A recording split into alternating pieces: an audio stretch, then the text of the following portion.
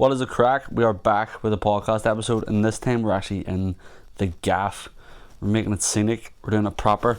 We're not just walking around a park chatting shit. We're in the gaff and we're fucking ready to rock. I've got a little Monster, which is honestly, this flavour is the goat at the minute. This guava stuff, but let's get into it. Today's topic is balance fucking you over long term.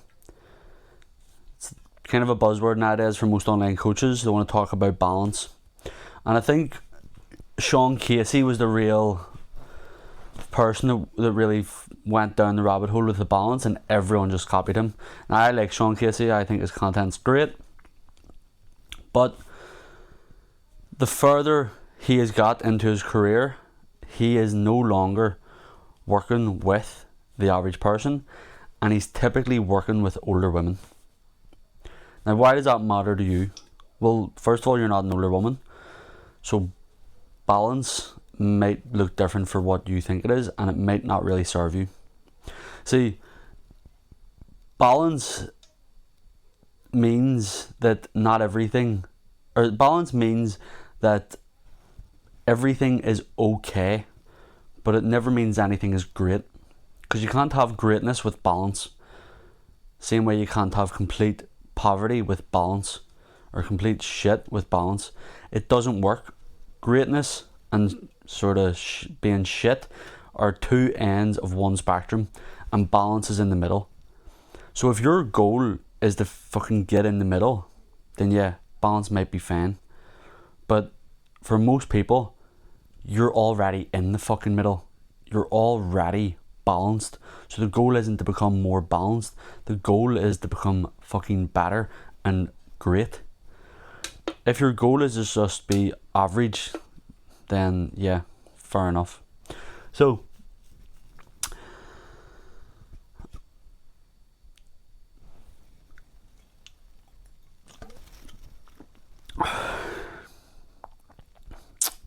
I want to tell you a story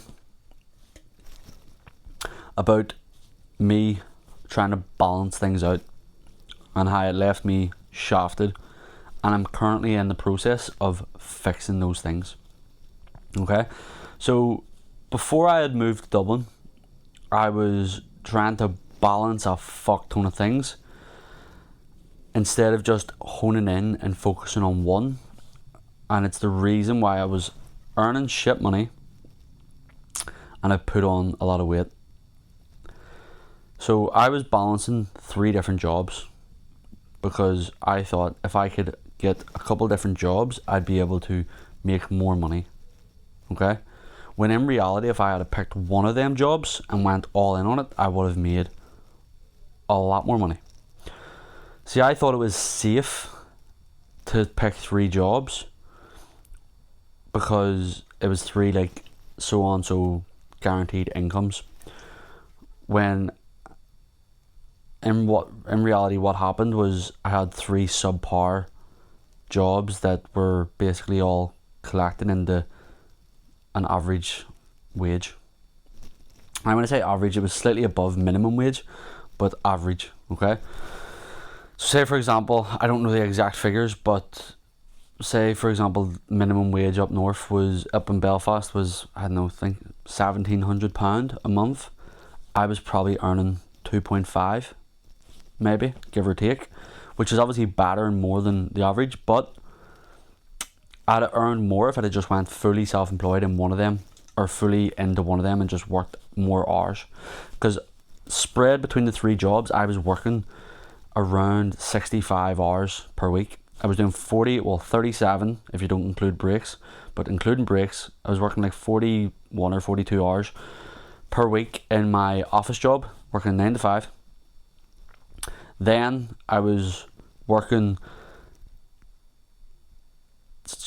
about 6 or 7 hours a week doing martial arts, and then I was working for my own coaching business. I was probably doing around 10 to 12 hours per week on that. That was mixed between some in-person clients and then doing stuff online for like social media and stuff. So I'm kind of throwing the marketing of social media in on top of that. So I was working roughly 65 hours, and quite a bit of that was unpaid, and there was also the commuting between different spots. So I might only have been working 4 hours, but because I had to commute to a different location, it was taking up an extra hour of my time. Sometimes it was taking a little bit longer, so then you have to factor in those different things. When in reality, if I'd even just picked one of them jobs and worked 65 hours in the one spot, I'd have earned if not the equivalent of what I was earning between 3 jobs, and I would have been less drained. I would have had more energy for the job that I was doing, and I would have got better at that job. So let me explain what I mean by that when I say I would have got better at it. The 3 jobs I was doing was coaching / PT. I was doing kickboxing classes for a friend. Like I'd done group classes. I was coaching kids kickboxing and ladies kickboxing. I know they're coaching, but it's different than normal PT and stuff, so they're different jobs. And then the 3rd job was working IT support for the civil service in Belfast. If I'd have just picked one of them, I'd have got 60 hours a week in one of them, and I'd have done 60 hours worth of work, meaning 60 hours worth of practice, meaning 60 hours worth of getting better, because as you do something, the longer you do it, you get better and more efficient at it. Think about when you started your current job, how long it would have taken you to do simple tasks. For example, when I was working in the IT department, one of our jobs was deploying laptops to new staff. So I would have been given all the new people their laptops coming in. At the first couple of months, just to deploy 1 or 2 laptops would have taken me upwards of an hour. As I got better and better, I started taking on more and more people. So instead of deploying 1 or 2 people per hour, I was deploying anywhere from 20 to 30 people per hour. Okay, so I was getting better at the same job because I knew how to quickly deal with different issues so that I could handle more workload at one particular time. Same with the coaching. When I was doing the kickboxing classes, I was so focused on doing everything correctly in the right time, because when you're structuring a class, when you're first starting out, you're getting used to the actual time element and of pacing and how quick you need to demonstrate and stuff, and without people getting bored and whatnot. So it took me time to develop those skills, okay? And same with coaching in-person sessions, timing sessions correctly, knowing when to stop talking, when to talk, and all these different nuances that you just become better at and more efficient over time. Because I was doing 3 jobs, my energy and focus and ability to learn was spread out and cut too thin. Okay? So I was subpar in every single one of them. If I had just taken one of them and focused and went all in on the one, I'd have got way better, way more efficient, and over time I would have earned more money. Okay? In the IT job, I could have became so good at the job that I would have got promotions. With my personal training job, I would have had so much time and energy to make content to get new clients that I would have been able to continue growing and get better results. Okay?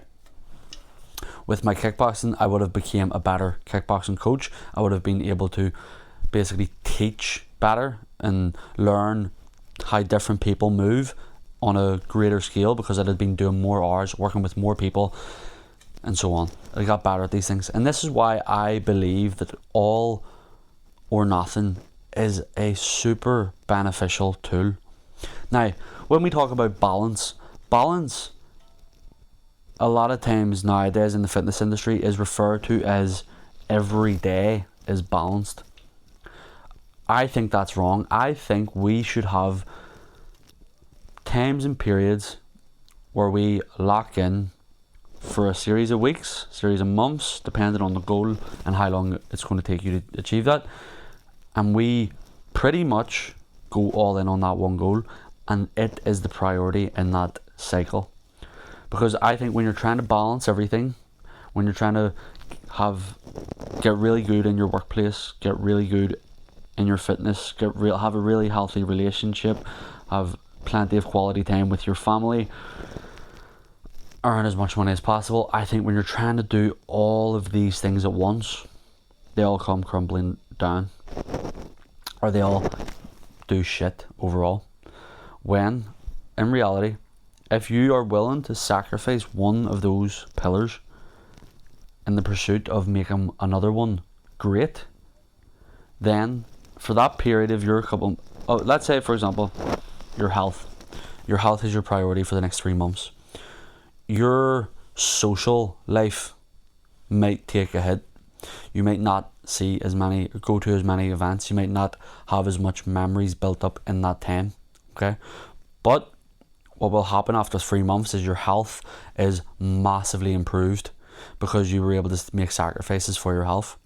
Now what happens is you're able to take the foot off the gas a little bit with your health because you've got a good baseline, a good foundation, because you put so much time and energy into your health that you have now learned skills. You became more efficient at it. So for example, when it comes to your health, you might struggle with tracking calories, you might struggle with hitting your gym sessions or knowing when to schedule sessions and how your recovery is going to feel and all these different nuances that comes with it. But if you go all in and you focus all your energy on learning that and perfecting how to do that on a more efficient way, when it comes to 3 months down the line and you've achieved a goal or you're very close to that goal, and you now decide to take the foot off the gas a little bit to focus more on socializing and stuff, the fitness side is easier to maintain because of the efficiency that you developed in the past 3 months and the skills that you learned over those 3 months because you went all in, because you were able to learn about that. So now when it comes to 3 months down the line and the new focus is having a little bit of time off and focusing on our social events, we can go out and enjoy our social events without completely going backwards in our fitness and nutrition.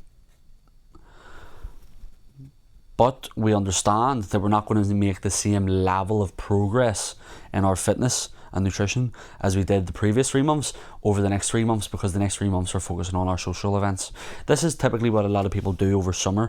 Even the people that are in great shape over summer, they are okay with gaining a little bit of extra body fat because they know during summer they have holidays coming up, they have social events that they want to go to, festivals, these things. So they are okay with gaining a little bit of extra body fat, even if it is like, it doesn't have to be lots, but you know, their fitness maybe doesn't progress in the same way, but they get loads of social events. But come September, they're in a far better position than if they would have for the last 6 months tried to go out every weekend and try to go to the gym every week or every day,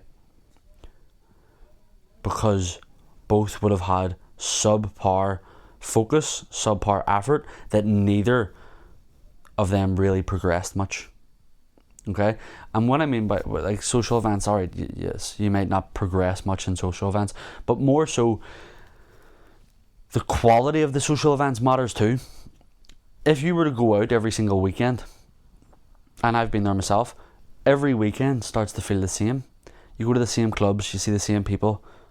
It gets boring after a while. Now you still do it because it's still somewhat good crack, but it's not the same, and you feel it getting worse and worse, and you start thinking to yourself, oh, there's not enough venues in my city, or there's nowhere to go, it's only like 3 good spots, or there's 4 good spots, everywhere else is boring, everywhere else is shit. Maybe it's not the fact that they're shit, maybe it's the fact that you're doing it so fucking much. Maybe it's because you're always going to the same spot. Now imagine if you didn't go to that for 3 months and then you went out on one night. Probably be a fucking great night, be a very good night, because you hadn't done it in 3 months and you were looking forward to it. So your actual quality of the events or the social events goes up, and you're able to enjoy them even more. When me and my mates go for a pints, me and my mates probably go for pints once every 3-4 months, if even. It's honestly been about 5 months since me and my mates have done something together, and I have a very close knit friend group, and there's 6 of us. We're all good crack, but we know the next time we all meet up, it's going to be a fucking great night. It always is. Every time we meet up, it's a great night. But this same friend group, we used to go out fucking 3-4 nights a week, and we were all bored of each other. Or not bored of each other, but we were bored of it. Like, you just get bored. So think about that. If you take time away from it and then go back into it, it gets better. Okay, this is where there is some level of going all in at once matters. For example, when we're going to our social event. That we have a christening at the end of the month that we're going to go to. One of the lads had a kid. Congratulations. And we're all going to go to that and have without a doubt, we're all going to have a great night. But we're all going to completely switch off. We're going to all fully accept that on that night, we're all don't give a fuck about our health, our nutrition, our family life, nothing. We don't give a fuck about it. We're all going there to have a great night, smash load of drinks, smash load of pints, and just remember the night, or to have as much fun as possible. That's going all in on that social event. So going all in works. Balance is a bit of a lie that you've been sold. Balance is across the year. If you, or for some people it might be a longer sort of time frame, but balance to me looks like seasons of focus. So for the first 3 months I focus on my health. For the next 3 months I focus on my relationship. For the next 3 months I focus on my work. Now they're all being worked on year round, but there's always one priority, one focus. For the past 12 months I have solely focused on my business. And I said to myself last June 2025, I said I'm going fully self-employed and I'm going to fully focus on my business, and I'm going to get it to the point where I can work fully online in a year. I've pretty much accomplished that because it was my main priority. You know what the funny thing is about that? I give myself a year. If I had to give myself 6 months to go all in, I probably would have got it even sooner. Problem was I gave myself a year, because a lot of the work that it took for me to go online and has happened the last 3 to 4 months of working in person. See, when you set yourself a task and a timeline, the task expands to the timeline. If you give yourself 1 hour to do the dishes, you might not do the dishes till the last 5 minutes of that hour.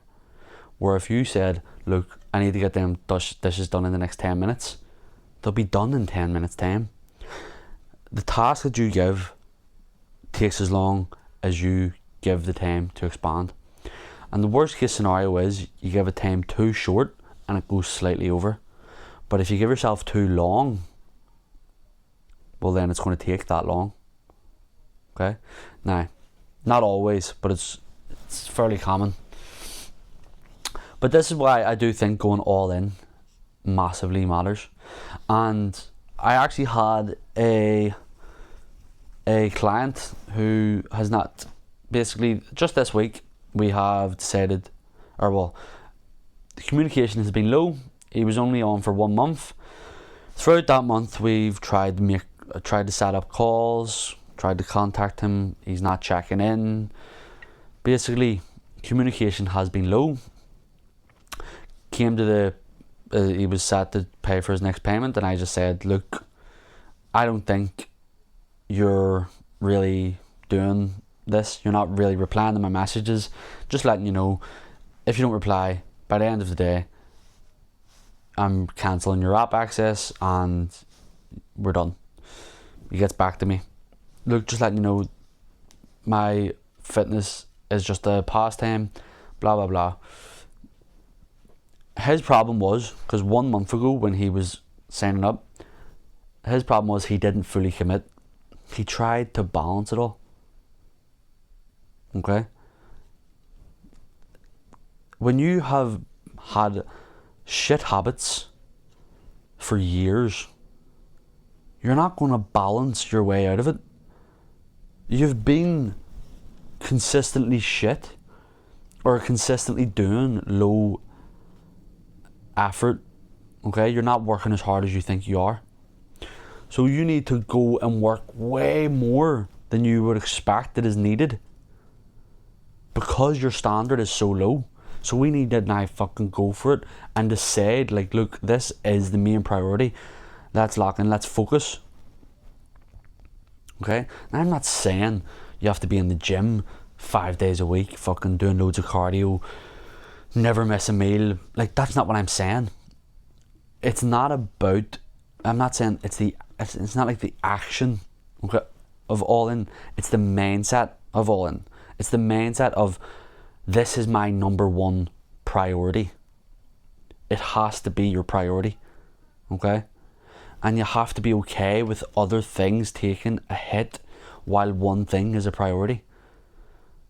Because if you don't prioritize one thing, then everything just stays stagnant.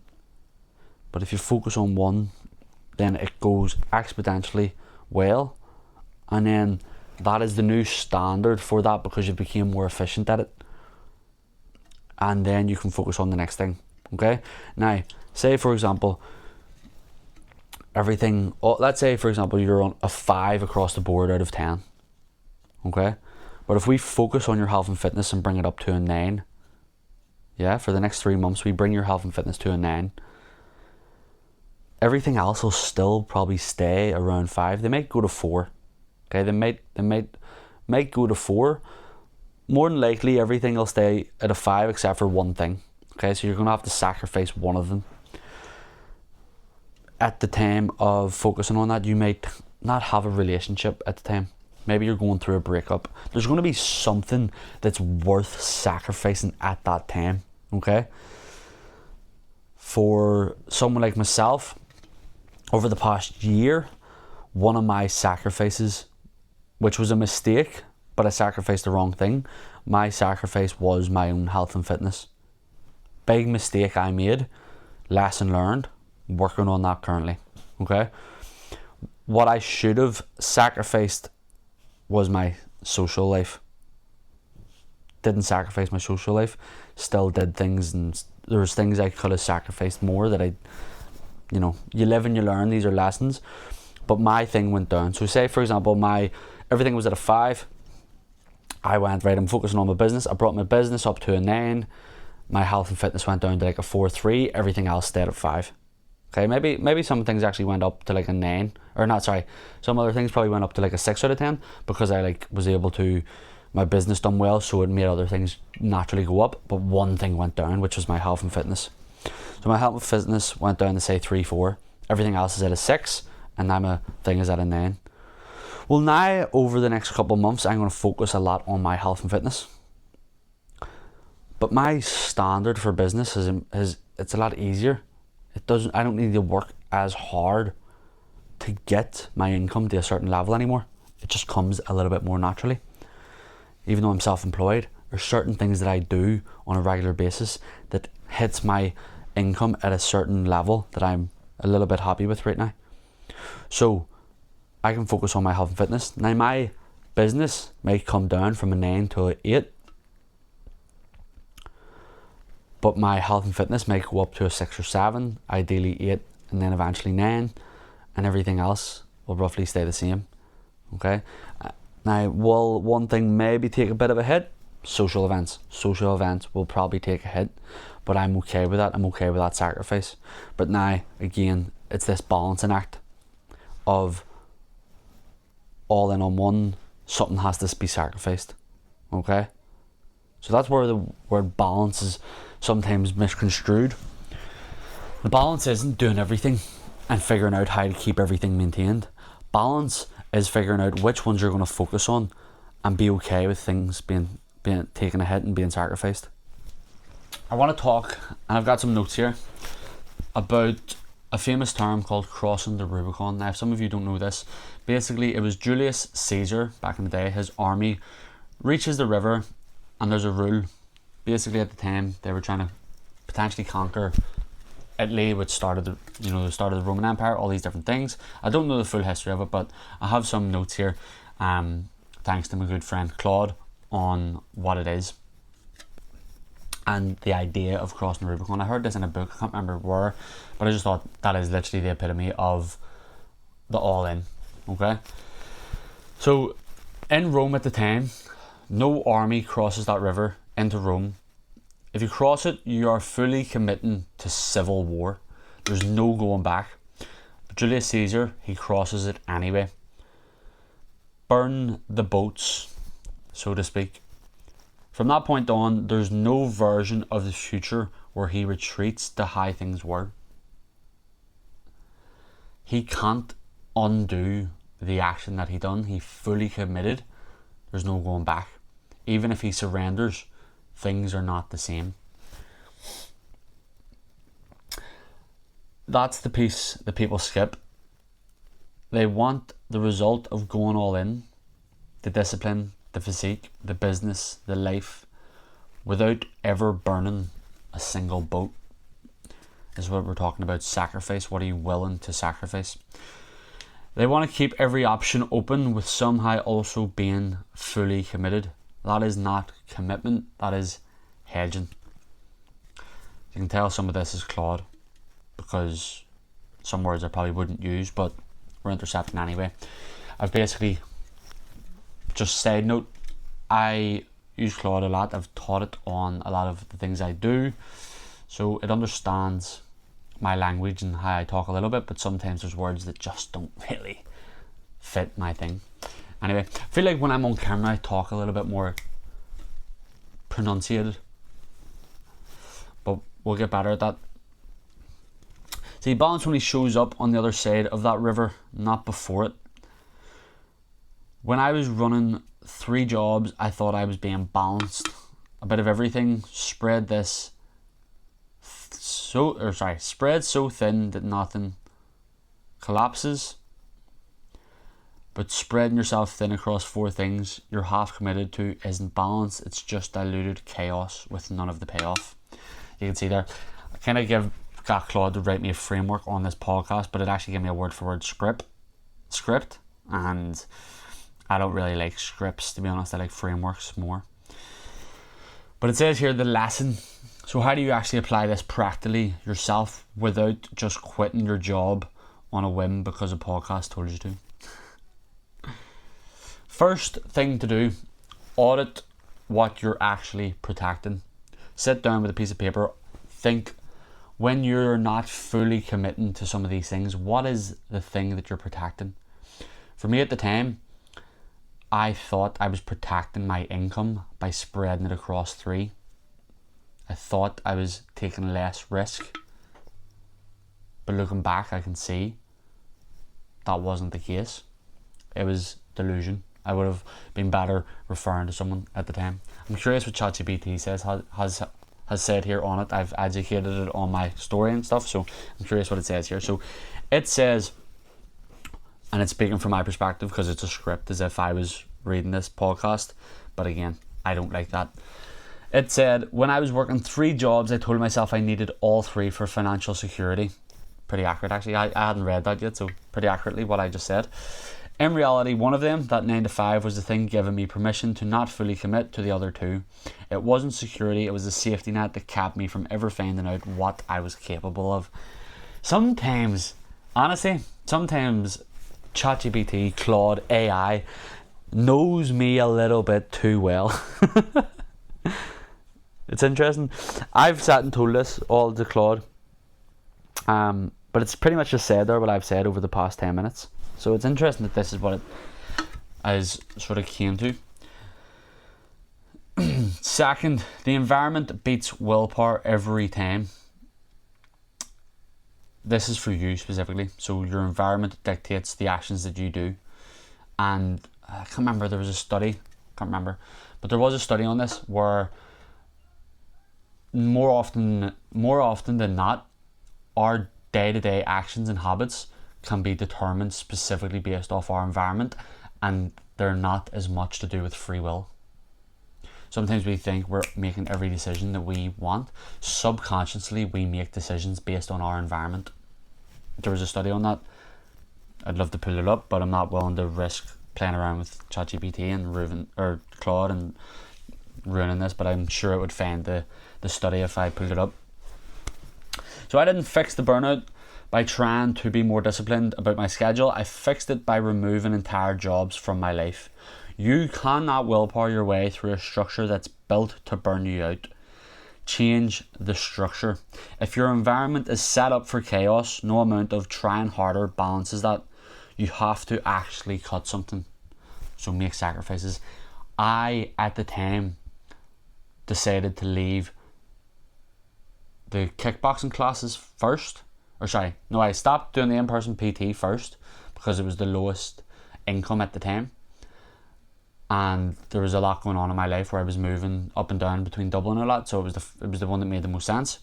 So I focused more on better quality kickboxing classes and being better in my 9 to 5 so that I could focus on other things in my life at the time. I then cut the kickboxing classes, worked the 9 to 5 for a while, had more energy, better relationships at the time. I was making sacrifices in terms of income for better relationships and stuff at that moment, but something had to be sacrificed. Third thing you can do is replace, do not just remove. So when you cut something out, replace it.